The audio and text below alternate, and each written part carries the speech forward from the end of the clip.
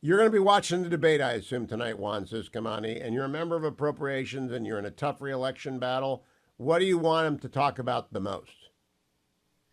So what I want to hear today is what the American people want. I'm hearing back at home. We want to hear about the issues, right? I think both individuals up there are well known by everyone. Not only are they known by the country, but also their record is known. We've been able to compare 4 years under President Trump and 4 years under President Biden, and I think that's been well established by results. So I think what today we want to see, what I want to see, and what my constituents want to see is focusing on results. When I go back home, which is every weekend, Hugh, I still coach flag football on the weekends. I'm going grocery shopping. Just a month ago, dropping kids off at school still when the school year was in session. People are hurting. The economy is rising as is one of the top issues once again, number one issue in some areas in my district for sure. So we want to make sure that gets addressed. People can afford basic needs, and I think that the reality has settled to for a lot of people that interest rates are not going to just come down, and cost of living is not coming down. So people want to hear solutions on what's coming next. Congressman Ciscomani, I spent 1983 to 1989 in the Beltway working for President Reagan a variety of jobs. Then I came back in 2016 when Bill Bennett retired from this slot on the radio and Salem News Channel started up. And I've been back in the Beltway since 2016. It's a different world inside the Beltway than it is in Tucson, than it was in Southern California. Have you found out as a freshman how little connected most of the members of Congress are with real people, with real jobs and real struggles?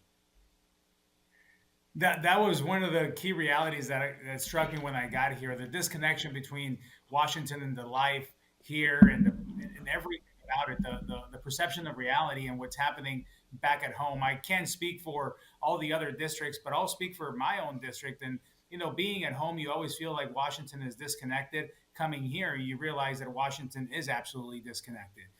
Which is why I'm home every weekend, and when I'm home, I'm out and about. I am, involved in all the normal life activities from church and everything that I'm naturally involved in. But I also go out and meet different groups of people, hold roundtables. I always want to hear what's on my constituents' minds and hearts and focus and what's happening. Because of that, I don't want to lose touch with that. We spend a lot of time here, and we want to make sure that we are always connected to remember that being a representative, it's not just a job title, should be a job description. That's what I call it. So I should be able to represent my constituents and know exactly what's going on the ground. Now, Congressman Ciscomani, you and your wonderful wife have 6 children. And so I do not know how you put food on the table. Members of Congress aren't poor, but they're not rich.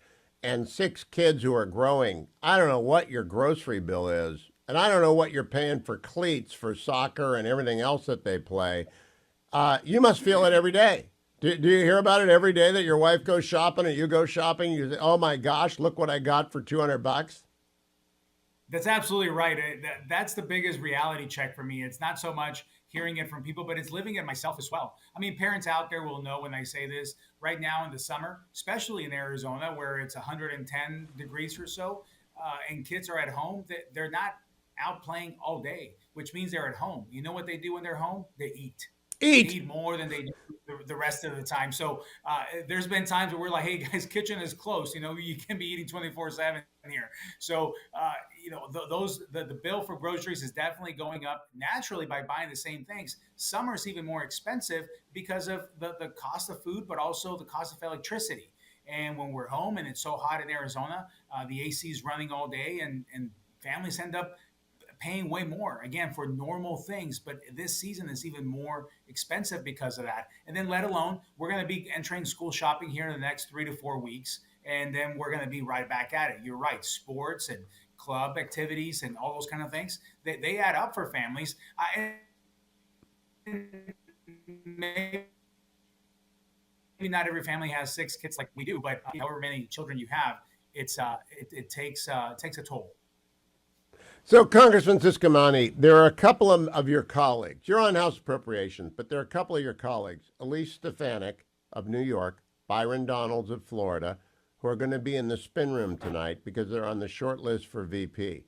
I don't know Byron Donalds at all. I think I've spoken to Elise Stefanik once on the air. I don't know her very well. What do you make of? I just give us your assessment of those two members. I don't think they're likely to be the vice president. I think it's going to be Doug Burgum. That's my prediction. Maybe Glenn Youngkin, maybe Tim Scott, maybe J.D. Vance, maybe Tom Cotton, maybe Mike Pompeo. But I don't know these two House members. What do you think of them? Well, I've worked with both of them since I got here. I've known Elise since before I was elected. She's been a terrific supporter, has been a strong voice actually during the whole series of selecting a new speaker after the vote against Kevin McCarthy, the very unfortunate vote. Let me emphasize that against Kevin McCarthy. You know, she was the one heading up every single meeting. So she had to be very strong and to corral a group of members that, of course, the emotions were high. They were upset. She was a true leader at a time of real need where steady leadership was necessary. And she was able to provide that for the conference. And I've been working closely with her since that moment as the chair of the conference. Of course, she's been the leader of that and was during that critical time. Byron from Florida, of course, at least from New York. Byron from Florida is another member that has been very vocal on issues, very conservative as well, and has a strong following. So we have the president has, I think, an amazing list of options. You mentioned a whole list of other people that have experience as governors, which is an experience that, as you know, I respect a lot. I worked for Governor Ducey for 80 years, and I can see what governors go through, the handling the pressures of the legislature and the balance of that, and governing and being accountable and responsible for things immediately before our constituents and focusing on an issue. That brings a lot of value to the job. Having the Senate perspective of having a broader perspective with more experience on the international level as well brings a different set of skills. So, from the list that you mentioned, we have really good options here. A strong slate of candidates there that So could end up as VP. you mentioned Doug Ducey, and I always say the great Doug Ducey because I thought he was America's best governor, and I hope he's back in public life someday, maybe in the Trump administration in some capacity. One of the last things he did was get a flat tax rate in Arizona of 2.5%, and he put in universal school choice. How is Yeah. universal school choice working? I hope Corey DeAngelis got through to everyone and they put it on the agenda for tonight's debate. I would love to see a spending bill that said no money for a state that doesn't have school choice, at least as robust as Arizona. How's it working in Arizona? Well, Arizona is a leader in this for sure, and Governor Ducey was a big force on this. I can tell you, I was with him for all 80 years. This was the goal from the very beginning to expand school choice.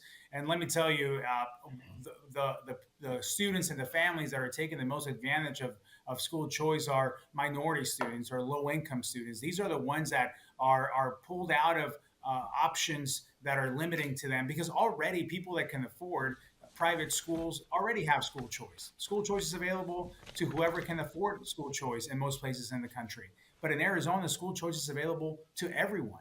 If you live in Arizona, you have the ability to have school choice in homeschool, in charter schools, in public district schools, in public charter schools, in private schools, and religious schools. You have those options as a parent. And it's by empowering the parents and focusing on the students that model has worked tremendously. People are enjoying it; they are living it. I hear from people all around me, but it's also under attack. People, so, there are groups of people that don't want this, and they blame this system for other shortfalls in the education world that are completely inaccurate and unfair to that. So, don't expect this to just sail through every single year. We have to fight for it, and our legislators in Arizona have done that this set, and they need to continue to hold the line strong in this because this is one of the top issues for not only Arizona but America. Hugh, I mean, when you look at our education system and making sure that our students are prepared to compete in this century against China and other countries that are investing heavily in this, we have to make sure that our young people are well prepared in all sorts of the issues on K-12 and beyond as well. Last question, Juan Ciscomani. You're one of the few bilingual members of Congress who's a Republican, and you are in a hot, contested reelection race. And Spanish language media, you got to be on there. You got to be on English language media. Your website is juanciscomani.com. People can help out with a small dollar donation. Are they coming after you? Because you are a threat. You know, there are a lot of Hispanics moving toward Donald Trump, and you might be part of that reason because you represent sort of mainstream Hispanic America. What do you need in terms of resources to prevail in the reelection campaign?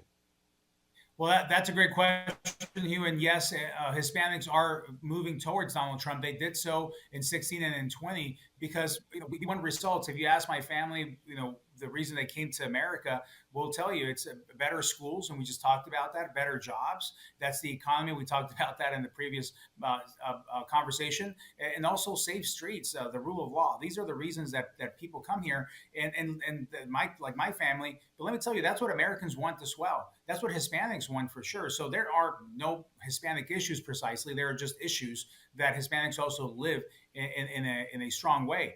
And when you look at that's happening in my district for sure. I'm communicating in every language in terms of Spanish and English with our constituents, making sure that we reach out to them. And it's of course, yeah, it's a threat to the extreme far left, especially here in Washington. A lot of outside money is being poured into the district. Unfortunately, they want to buy this seat back, but we won't let them.